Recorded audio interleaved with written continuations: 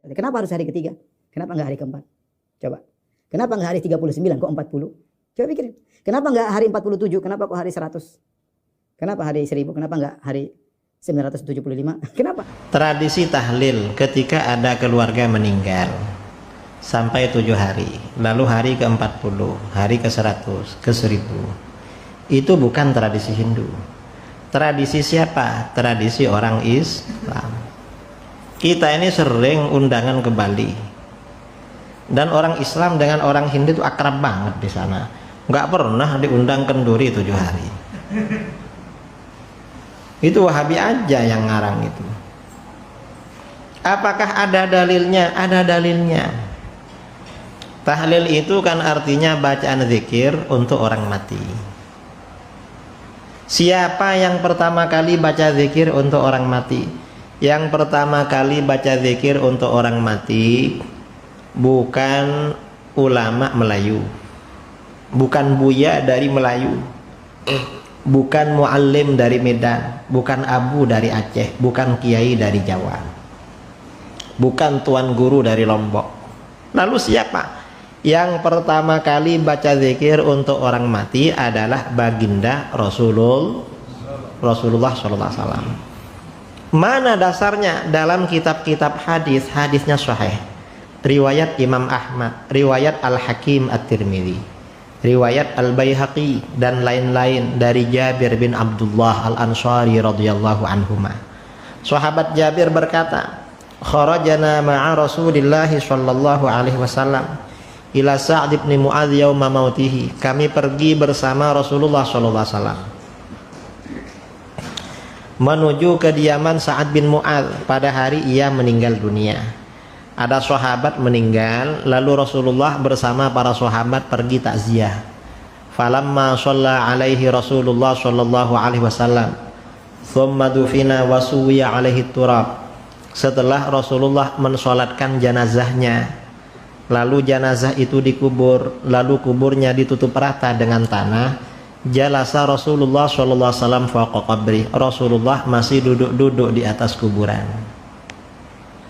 Lalu apa yang beliau lakukan? Faqal subhanallahi tawilan. Rasulullah membaca subhanallah dalam waktu yang lama. Subhanallah, subhanallah, subhanallah, subhanallah. Fasabbahna ma'ahu. Kami para sahabat baca subhanallah. Thumma qala Allahu akbar. Lalu Rasulullah membaca Allahu akbar. Fakabbarna ma'ahu. Para sahabat baca Allahu akbar, Allahu akbar, Allahu akbar, Allahu akbar, Allahu akbar. Dalam satu riwayat membaca la ilaha illallah. Para sahabat baca. Falamman sharafa. Ketika Rasulullah berhenti selesai baca, qila lahu. Sebagian sahabat bertanya, malaka ya Rasulullah tusabbih fatukabbir. Mengapa Rasulullah engkau tadi baca subhanallah, baca Allahu akbar? Apa jawaban Rasulullah? Rasulullah menjawab, laqad tadayaqa ala hadzal 'abdi shalihi qabruhu. Sungguh hamba Allah yang soleh ini tadi benar-benar dijepit oleh kuburannya. Karena itu Rasulullah baca zikir hatta farrajallahu an, hingga Allah melepasnya dari jepitan kubur. Berdasarkan hadis ini, zikir yang kita baca untuk orang mati itu bermanfaat. Ada orang soleh dijepit kuburan. Kira-kira yang nggak soleh bagaimana? Kira-kira. Kata para ulama, hadis ini hadis yang mengerikan tentang alam kubur. Mengapa mengerikan? Ini yang dikubur orangnya orang soleh, yang bersaksi bahwa dia soleh Rasulullah. Kalau yang bersaksi tetangganya, kadang ya meragukan, kurang valid. Tetangga itu ada jenazah, saudara-saudara almarhum ini orang baik apa enggak? Tetangga-tetangga tuh tahu kalau enggak baik, cuma mau bilang enggak baik enggak enak. Karena toleransi aja, akhirnya bilang baik itu. Jadi enggak sahih itu kesaksiannya. Ini yang saksi Kanjeng Nabi. Dan yang mensolatkan jenazahnya juga Rasulullah. Masih kurang apa? Rasulullah yang sholat. Dan ketika Sa'ad bin Mu'adz ini meninggal, Rasulullah bersabda, ihtazzal arsyu limauti Sa'din. Arsy bergoncang karena meninggalnya Sa'ad. Maksudnya bergoncang apa? Arasy ini senang menyambut kedatangan ruhnya Sa'ad. Ruhnya disenangi arasy. Yang sholat juga Rasulullah. Orangnya soleh. Dijepit lagi sama kuburan. Kira-kira kita bagaimana itu? Karenanya zikir untuk orang mati bermanfaat. Jangan dikira gak bermanfaat. Bermanfaat. Zikir untuk orang mati. Karenanya tahlil itu yang bagus dibaca di kuburan. Mengapa? Biar kalau dijepit gak lama-lama, segera dilepas. Cuman kita ini kan ketika ngubur tetangga, dikubur jam 9, habis itu pergi ke kebun, ya ada yang ke Pertamina, ada yang ke Chevron, ada yang ke pasar, ada yang ngajar kemana-mana, banyak kesibukan. Maka tahlilnya habis isya jam 8, almarhum dikubur jam 9, bantuan baru dikirim jam 8 malam. Lumayan 11 jam nunggu bantuan itu. Karenanya pada masa sahabat ada hadis, ya, riwayat Imam Ibnu Abi Syaibah dalam Al-Musannaf dari Imam Asy-Sya'bi, Amir bin Syarahil Asy-Sya'bi. Asy-Sya'bi berkata, kanatil ansar idza mata lahumul mayyit ikhtalafu ila qabrihi yaqra'una 'indahul Qur'an. Sahabat Ansar kalau ada keluarganya meninggal, mereka bolak-balik ke kuburannya membaca Al-Qur'an. Cuma kalau kita bacanya enggak di kuburan, tapi bacanya di rumah. Mengapa di rumah duka? Takut kena hujan. Dan nanti biar gampang dapat makanan. Nah, itu soal apa namanya zikirnya, zikir tahlil. Zikir tahlil ini kalau dibicarakan kira-kira butuh waktu 1 jam. Dalil-dalilnya kita hanya bicara 1 dalil aja. Lalu kenduri, apa namanya kalau makanan yang disuguhkan waktu kematian itu? Kenduri, ya? Hah? Alamala. Selamatan. Lalu selamatan, apakah ada dalilnya? Imam Nawawi dalam kitab Riyadhus Shalihin menulis bab as-shadaqah 'anil mayyit, anjuran sedekah selamatan untuk orang mati. Mengapa selamatan untuk orang mati? Karena sampai dalil yang disampaikan Imam Nawawi an Aisyah radhiyallahu anha, dari Aisyah radhiyallahu anha, anna rajulan atan nabiyya sallallahu alaihi wasallam faqala, seorang laki-laki datang kepada Nabi SAW, lalu laki-laki itu berkata, ya Rasulullah, inna ummi uftulitat nafsaha walam tusi. Hai Rasulullah, sesungguhnya ibuku tiba-tiba meninggal dunia dan tidak sempat berwasiat, gak sempat berkata-kata. Wa uraha law takallamat tasaddaqat, saya kira seandainya ibuku sempat berkata-kata pasti berwasiat untuk sedekah.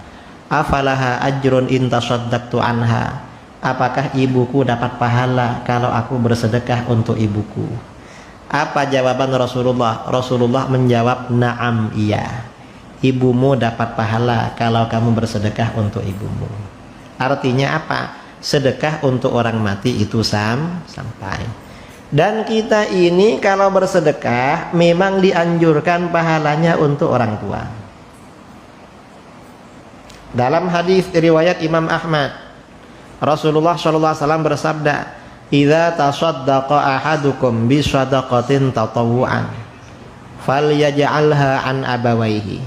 Apabila salah seorang kamu mengeluarkan sedekah sunnah, bukan sedekah wajib, maka niatkan sedekah itu untuk kedua orang tua kamu. Mengapa diniatkan untuk kedua orang tua? Fayakunu lahuma ajruha, pahala sedekah itu langsung mengalir pada kedua orang tua. Kalau pahala itu mengalir pada kedua orang tua, kita dapat apa? Jangan khawatir, wala yanqusuhu min ajriha syai'. Kamu yang bersedekah tidak akan kurang sedikit pun dari pahala sedekah itu. Orang tua kita dapat pahala sedekah itu secara penuh. Anak yang bersedekah juga dapat pahala secara pokoknya ada sedekah, fakir miskin, dah niatnya almarhum almarhumah orang tua. Ada yatim, kasih lagi. Almarhum, almarhumah orang tua. Ada masjid, terus begitu. Dianjurkan. Itu sedekah. Begitu dalil ini, dalil sedekah untuk orang mati disebarkan. Ada orang Wahabi ngomel. Apa namanya ngomel itu? Ada orang Wahabi ngomel, Wahabi dari Malaysia, kirim video melalui YouTube. Apa kata dia? Gak apa-apa sedekah untuk orang mati. Loh, katanya bid'ah, sesat. Siapa yang melarang? Loh, kok tanyakan kamu yang melarang? Enggak. Yang penting kalau mau sedekah untuk orang mati, jangan pakai kenduri, jangan pakai selamatan. Pakai apa? Kalau mau sedekah untuk orang mati, bangun masjid, bangun surau, bangun mushola. Loh, suruh bangun masjid, dari mana uangnya? Kalau sedekah hanya untuk orang mati hanya pakai bangun masjid, ya berarti yang bisa sedekah cuma orang kaya. Kalau nggak kaya nggak bisa sedekah. Dan masjid sudah ramai, di kampung-kampung sudah ada. Kalau tambah masjid lagi, tambah gak ada jamaahnya. Ini masjid Baitul Amal aja, sholat subuhnya 1 shaf setengah. Kalau bangun lagi, tinggal imamnya sama muadzin. Akhirnya yang berceramah bertiga sama jamaahnya. Ini mereka suruh bangun masjid. Dan ini para ulama kita dari dulu melestarikan tradisi selamatan, pakai makan, pakai minum. Itu bukan asal-asalan, bukan tanpa dasar. Mengapa sedekahnya pakai makan, pakai minum? Karena memang kata para ulama dalam kitab-kitab fikih. Misalnya dalam kitab Minhajul Qawim karangan Imam Ibnu Hajar Al-Haytami, atau kitab As'al Matalib Syekhul Islam Zakaria Ansari, atau kitab-kitab yang lain, semuanya mengatakan afdhalus shadaqah alma, sedekah yang paling utama, paling besar pahalanya adalah air. Ini paling besar pahalanya. Mengapa sedekah air ini paling besar pahalanya? Karena ketika sahabat Sa'ad bin Ubadah, ibunya meninggal dunia, bertanya kepada Rasulullah SAW, ya Rasulullah, ayyus shadaqati a'jabu ilaik, hai Rasulullah, sedekah apa yang paling engkau senangi? Maksudnya paling besar pahalanya. Apa jawaban Rasulullah? Rasulullah menjawab, alma, air. Air. Mengapa air? Air ini paling banyak dibutuhkan orang. Kita kalau bangun tidur biasanya minum air, habis makan minum, sambil rokokan minum, kerja di kebun minum, sambil ceramah minum air. Karena kalau minum air enak, suara ini enggak serak-serak walaupun cuma air mineral. Apalagi kalau airnya air bandrek, tambah mantap itu.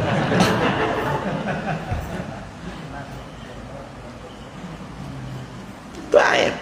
Dan sedekah air ini saudara jangan diremehkan. Mengapa? Kadang-kadang gara-gara sedekah air walaupun nggak pakai biaya, dosa besar diampuni oleh Allah. Itu dahsyatnya sedekah air. Dalam hadis riwayat Imam Bukhari Muslim dari Abu Hurairah radhiyallahu an, Rasulullah sallallahu alaihi wasallam bersabda, bainama kalbun yutifu bi raqiyatin qad kada yaqtuluhul atash. Ketika ada seekor anjing mengelilingi sumur, anjing itu benar-benar hampir mati kehausan. Ini di Timur Tengah sebelum Islam dulu. Ada anjing hampir mati kehausan, mau melompat ke sumur gak bisa, akhirnya ngelilingi sumur. Idra'athu baghiyun min baghaya Bani Israel. Tiba-tiba seorang pelacur Bani Israel melihatnya. Ada pelacur pulang kerja. Pelacur itu kalau dulu kerjanya cuma malam, kalau siang pulang. Kalau sekarang nggak jelas, katanya siang malam sekarang. Pulang kerja di Timur Tengah itu kan gersang, jarang tanaman, jarang air.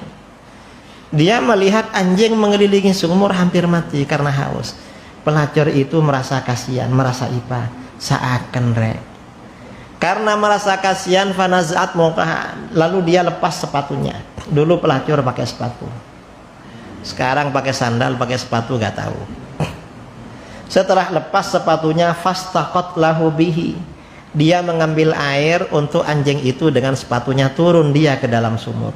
Dulu sumur gak pakai timba, gak pakai tali, tapi pakai tangga. Karena peradaban belum sampai pada timba, tali belum sampai. Kalau sekarang sumur gak pakai timba, gak pakai tali sekarang. Pakai apa sekarang? Pakai pompa ya, tambah canggih. Dia ambil air pakai sepatunya, lalu naik ke atas, fasaqat hubihi, dia kasih minum anjing itu dengan sepatunya. Setelah ngasih minum anjing, dia pulang. Sampai di rumah, mungkin karena malam harinya ngelembur ya, kerjanya lembur, divaksin terlalu banyak, akhirnya mati. Setelah mati, apa yang terjadi? Gara-gara ngasih minum anjing, faghufira laha bihi, Allah ampuni dosanya sebagai pelacur. Padahal dosanya pelacur. Berzina itu dosanya dahsyat. Zina 1 kali menghapus amal ibadah 60 tahun. Ada orang siang malam ibadah 60 tahun, zina 1 kali, hangus pahalanya dari besarnya dosa. Ini pelacur itu gak cuma 1 kali. Kalau cuma 1 kali kan berzina kan. Kalau pelacur kan jualan itu.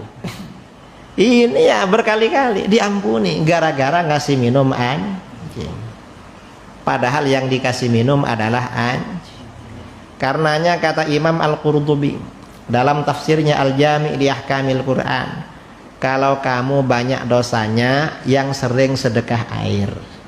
Mengapa? Pelacur aja diampuni, padahal ngasih minum anjing. Apalagi kalau yang dikasih minum manusia, apalagi manusianya umat apalagi Islamnya Ahlus Sunnah wal Jamaah Masjid Baitul Amal, tambah mantap. Walaupun cuma air mineral, apalagi air ban, tambah mantap. Tapi ini panitia ini bagus, perhatian pada saya, Pak Kiai kasih minum air mineral. Mengapa? Untuk kesehatan. Padahal saya nggak kencing manis. Mungkin dikira takut gula, takut apa. Kita ini bebas aja lah. Saudara pernah ngasih minum anjing? Pernah? Nggak pernah kan? Kalau ada anjing mendekat, diambilkan apa? Dilempar. Berdasarkan hadis ini, kata para ulama, orang punya hewan ternak, punya kucing, punya burung, punya ayam, dikasih makan, kasih minum, itu mengurangi dosa. Karenanya kalau banyak dosanya, yang banyak kucingnya, yang banyak ayamnya, mengurangi dosa. Padahal itu ternak hewan, apalagi ternak manusia. Saudara-saudara yang laki-laki ngasih makan anaknya, ngasih makan istrinya, dikurangi dosanya oleh Allah. Karenanya kalau banyak dosa, yang banyak anak, yang banyak anaknya. Kalau masih banyak dosanya, tambah bini untuk ngurangi dosa. Istrinya protes, kamu kawin lagi. Ma, awak ini banyak dosa loh. Kan kalau ngasih belanja mama, dosa awak dikurangi. Cuma kalau mama yang ngurangin, kapan habisnya? Dosa awak nih banyak. Sekarang ini pandemi COVID-19, COVID-19, banyak orang mati mendadak loh. Saya ini takut mati mendadak, dosa belum habis, makanya tak kawin lagi. Ini namanya suaminya Ahlus Sunnah wal.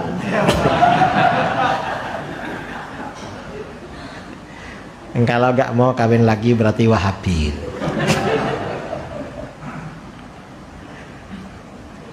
Nah, mengapa ini sedekah minum ya? Kemudian di bawah sedekah minum, sedekah makan. Itu di bawahnya. Mengapa sedekah makan termasuk sedekah paling utama di bawah minum? Karena dalam hadis Bukhari Muslim dari Abdullah bin Amr bin Al-As Seorang sahabat bertanya, "Ya Rasulullah, ayyul islami khair?" Hai Rasulullah, amalan apa dalam Islam yang paling baik, paling besar pahalanya mengantar masuk surga? Apa jawaban Rasulullah? Rasulullah menjawab, tut'imut ta'am, kamu kasih makan orang. Artinya apa? Ngasih makan orang ini termasuk amalan paling baik. Jadi makan minum ini amalan paling baik. Lalu mengapa kenduri dan tahlil ini 7 hari? Tradisi 7 hari ini ya bukan dari Hindu, bukan. Itu dari Islam memang. Dalam hadis mauquf riwayat Imam Ahmad dalam kitab Az-Zuhud dari Imam Tawus, juga diriwayatkan dari jalur itu oleh Abu Nuaim dalam Hilyatul Auliya, juga kitab-kitab yang lain. Imam Tawus berkata, innal mauta yuftanuna fi quburihim sab'an. Sesungguhnya orang-orang mati itu diuji di alam kubur selama 7 hari. Pertanyaan malaikat Mungkar Nakir 7 hari. Karena ujian di alam kubur itu 7 hari, fakanu yastahibbun ayyut ama anhum tilkal ayyam. Karena itu para sahabat, ulama salaf menganjurkan selamatan makanan selama 7 hari. Karena ujiannya 7 hari, makanya selamatannya 7 hari. Lalu setelah itu hari ke-40. Kalau dulu hari ke-20 ada, hari ke-20, hari ke-40, hari ke-100, hari ke-1000 setiap tahun. Fatwa guru kita Syekh Nawawi Al-Bantani. Syekh Nawawi Banten ini ulama level internasional.